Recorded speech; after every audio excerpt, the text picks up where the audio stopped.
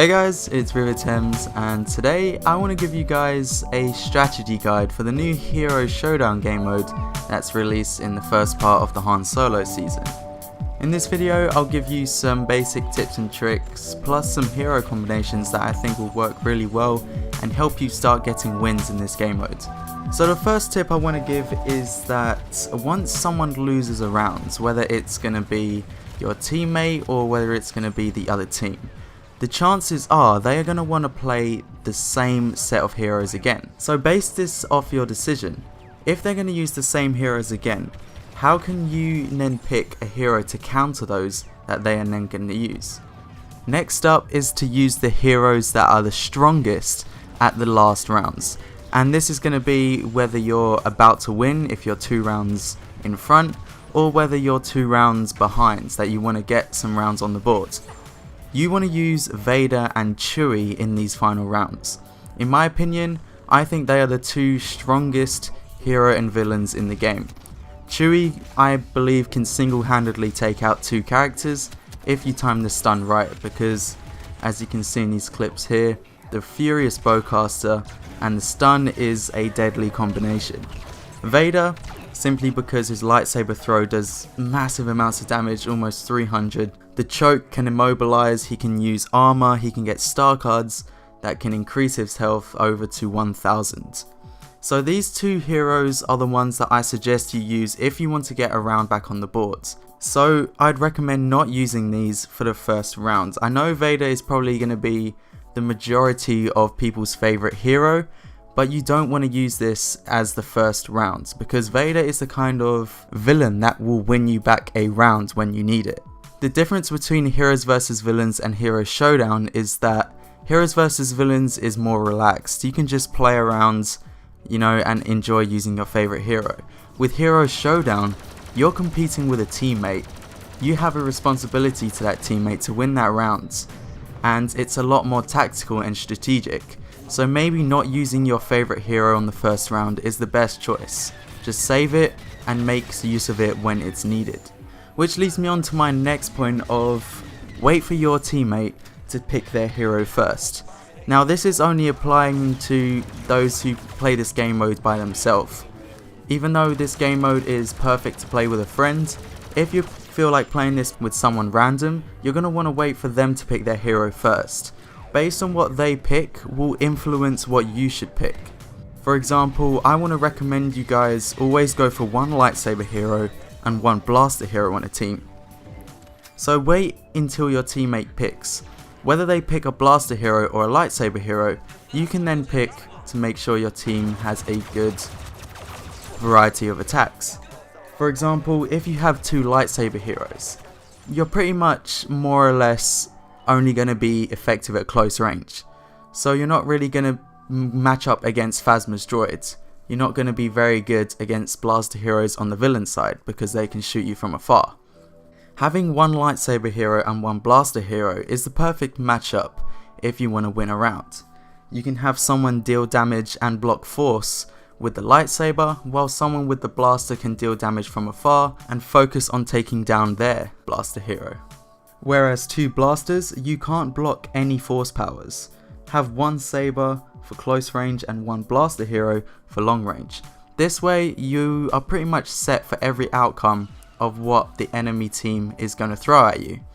They could use Vader and Phasma, for example.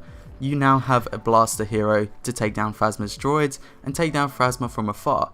But then you also have, for example, a lightsaber hero like Luke, who can compare and go up against Vader at close range, block his force abilities, and potentially win that fight. It's just a matter of mixing your heroes to make sure that you have something for every possible outcome that they can throw at you. For example, Kylo Ren can use the freeze ability. Then a blaster hero on the villain side can then laser them down while they're frozen. If you had another lightsaber hero on your team while Kylo had them frozen, you'd have to make your way over to them to deal damage at close range, which can lead to a lot more problems. They can break the holds and then they can start damaging you from close range. If you have a blaster hero attacking that frozen opponent from far, you are safe, but you are still dealing heavy amounts of damage that are very beneficial to Kylo Ren and your team winning that round. Now a lot of you may already know this, but I don't think the game mode has made it very clear, is that you can get draws in this game mode. If you wait out the rounds, if you have a 2v2 or a 1v1, you can get a draw. So use this to your benefit. If you really don't think that you can win that round and you think the matchups isn't in your favor, for example, two lightsaber heroes against Phasma's droid and Bosk, for example, they've completely held down a position like in this clip when I was playing with Azatru yesterday, that Phasma and Bosk went down into the Rancor pit. Down there, Phasma had her droids, Bosk had proximity mines and Dioxis grenade at every entrance of the Rancor pit, and as soon as we went in, you know, we had no chance. So we really didn't know what to do. We just waited it out and took the draw. So we can then change our heroes to something more beneficial that can possibly take them down and ruin that strategy. But bear in mind that this only works if you have a 1-on-1 or a 2v2, because they're equal. If you're in a 2v1 situation and wait out the round, you will lose that round, obviously. So just keep in mind that you can get a draw if you're feeling unfavourable. And this isn't to say that you're not confident in winning that round. If you're not tactical enough or good enough to win that round, don't worry, because it's simply just a strategic move. In this game mode, it's all about your tactics and your strategy. Doing this is a perfect way to think and readjust your opponent and readjust your heroes to best match the situation. And like I said earlier, if they found a tactic they're working, chances are they're going to pick the same heroes again. So choose your next heroes based on their new tactic. Onto the heroes. Now I said use Vader and Chewie for your most important rounds because I believe they're the most strongest heroes.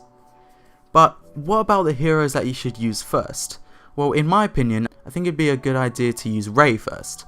Now this is because Rey is a lightsaber hero, and those who play the villains more or less like to use their favorite characters. You know, this is Star Wars. You're going to see a lot of Kylo Ren, Darth Maul and Vader plays coming out of the first round. And that's simply because a lot of people playing this game just want to play their favorite heroes, you know, like I said. So having a lightsaber hero like Rey in the beginning will have a great counter to blocking all of those force abilities and dealing those close range engagements well. But the main reason is her insight ability. Using insight will reveal enemy locations to herself and her teammates. So instantly off the first round, you have an advantage. You know exactly where they are all the time. And insight lasts for quite a long time. So make the most of what you can.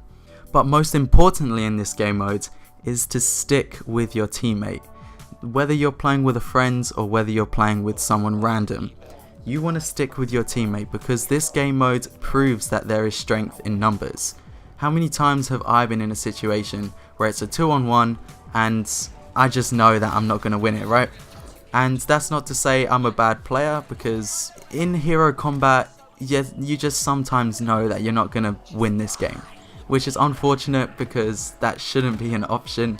But in the way the heroes are set up, it is possible that could happen depending on what kind of hero you have. Sometimes you're just not in the favor. But that's not to say you can't clutch a 2v1 situation, it's just not the best idea to be put in that situation in the beginning. So always stick with your teammates to make sure that both of you are always alive and always engaging a hero at the same time to get the best possible outcome. As for the villains to go first, I'd honestly recommend to go with Bosk or Phasma. Now with these two heroes, like I said, for the villains, the heroes pretty much might apply with the same thing.